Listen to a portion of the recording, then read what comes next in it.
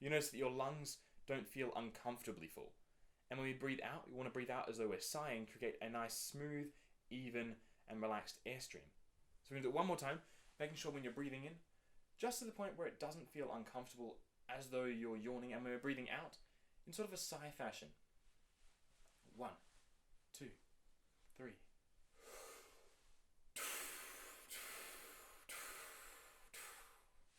Excellent. And what I'm doing to create that articulation, that sound and feeling, is saying the syllable to. So I'm saying to, but just with my air. So to, and that's what I'm going down on each beat, going down in time. One more time. Relax, breath in as though you're yawning. Relax, breath out as though you're sighing and articulating with the syllable to. 1, 2, 3.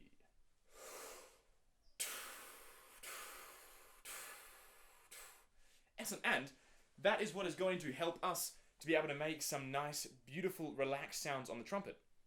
So if we breathe in with the same belly breath, when we get to the point where we're making sounds on the trumpet, we can sort of use that exact same feeling through the trumpet. We can go 1, 2, 3.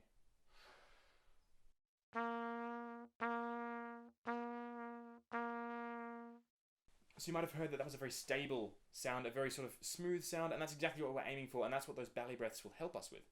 So give it a go, give it a practice. Maybe in the morning when you get up, or at the night before you go to bed, do a couple of belly breaths. They'll help center you, relax you, and they'll strengthen and stretch that diaphragm. Give it a go, and I'll see you in the next lesson.